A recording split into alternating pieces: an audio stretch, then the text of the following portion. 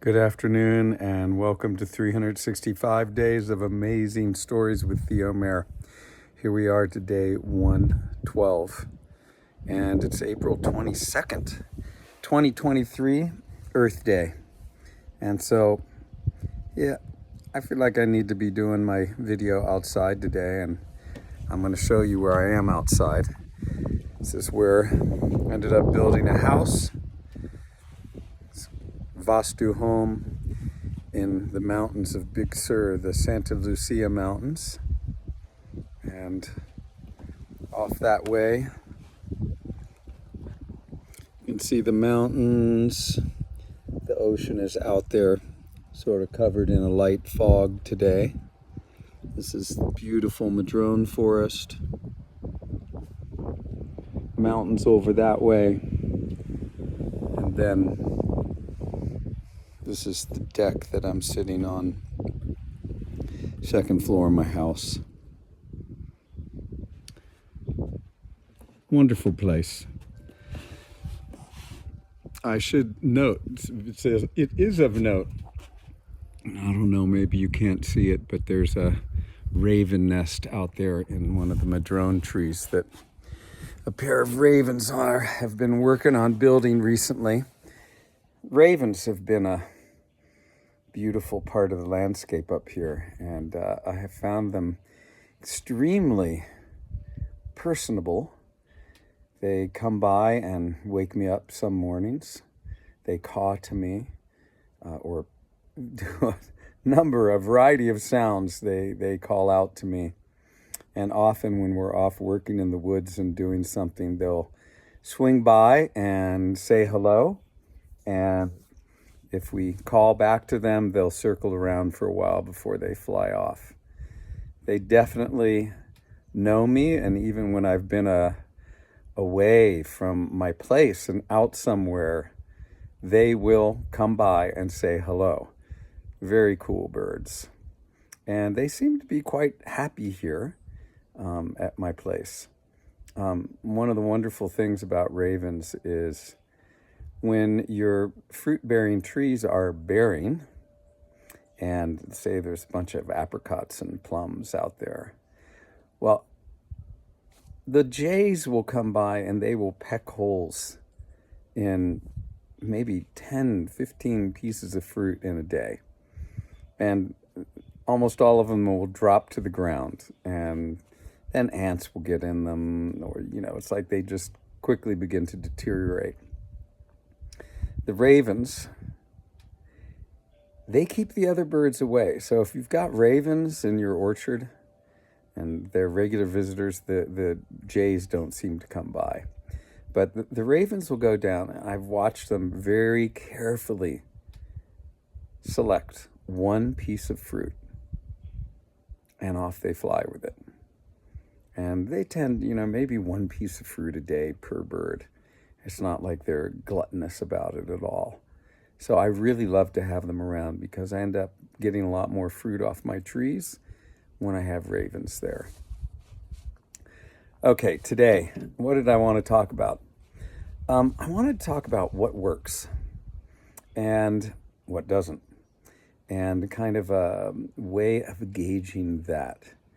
When I was younger, I had a wonderful friend, Greg Miller, who I met when I was 24, I believe. And we became barefoot adventurers in the wilds of Monterey, Carmel, and Big Sur. And we'd go all over the place just exploring. We'd go off into the mountains without anything and spend the night and bury ourselves in a pile of leaves and sticks. Sometimes we'd make a little fire to keep warm, but we'd harvest whatever we needed to eat that evening from the wilds and drink from springs. And it was all kind of a wonderful thing because you realize you can do it. And even if you don't have a lot of food, you can last a day or two, no problem, so long as you have water. Greg introduced me to Tom Brown, the tracker, who had written a number of books. And eventually, though Greg had wanted to do some of Tom Brown's trainings, I was the one that ended up doing them. And I went to New Jersey, where he had a school, and spent a week learning to build really cool shelters out in the wilds that you can survive in, even if it's below freezing, how to get fresh water out in the wilds that you can trust you're not going to get sick from.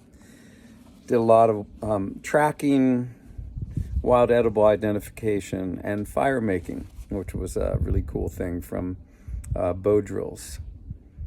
And one of the things that Tom emphasized was,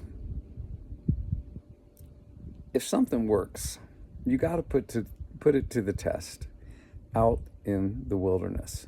And if it works in the wilderness, then it pretty much is going to universally work on the planet, so to speak.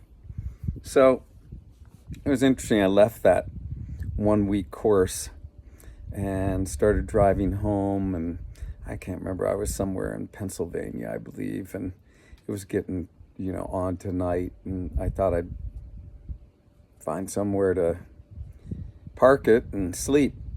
And back then I was happy to sleep anywhere. Still generally am.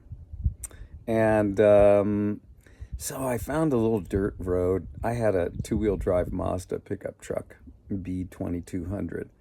And so I drive off this into the woods with my truck on a little dirt road. And at some point, I completely got stuck. I could not go forward nor backwards. And it was getting dark, so I just thought, heck, I'm going to park it here. I'm not going to worry about it. I'll deal with it in the morning. So I camped out there, had some food with me, and, it was a beautiful night, quiet part of the woods. And in the morning, I jacked up the wheel that was not getting any traction, put some branches and a bunch of stuff underneath it, and eventually I got myself out and got out of there. And I realized that that truck was not one of those universally trustworthy, cool things and that you could count on. In fact, you couldn't count on it unless you had a good road to drive on. And anyway, I reflected on that quite a bit and have ever since. What works? What really works? And where are we with all this stuff that we have now? That one, we don't really understand. And two, if you take it out into the wilds, it doesn't work. There's nowhere to plug it in a lot of times. Your cell phone is going to die eventually. That's going to give you your, all kinds of information from your cell phone. Well, so long as you can get reception. And, what happens if you get lost out there? Well, so long as you have reception, you call somebody. And so long as you've got some GPS thing going on, well, you can kind of find your way out. But wouldn't it be better just to be oriented and know where you are and keep tags on the environment so you don't get lost? And I think that's a great way to go. But there's a lot of things that do work out in the wilderness. And I think those things are good to put our attention on. They seem to hold a universal value. And if you go back in time to indigenous cultures, their connection with the earth was clear. Their practices maintained that harmony.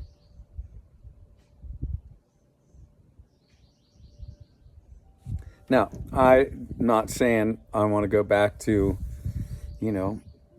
life like that, though I haven't experienced it. And I believe maybe if you're living in a culture, an indigenous culture with a lot of other people, sharing in the responsibilities of life in harmony with the natural world, maybe it would just be one celebration after another day after day as you took care of your needs collectively.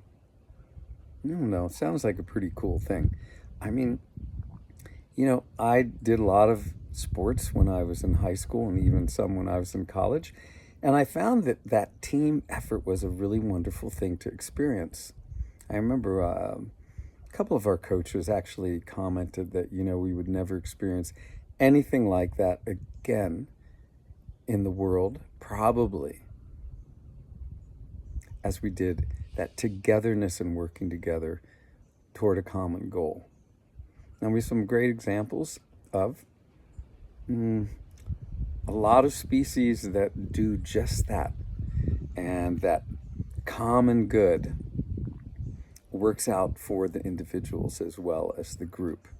If you think of bees and ants, for instance, the way they work together and serve the greater good is a remarkable thing, and something I think that we can learn a lot from. But then, even as you look through the different species that inhabit the planet, you'll see that there is a togetherness that often serves the whole.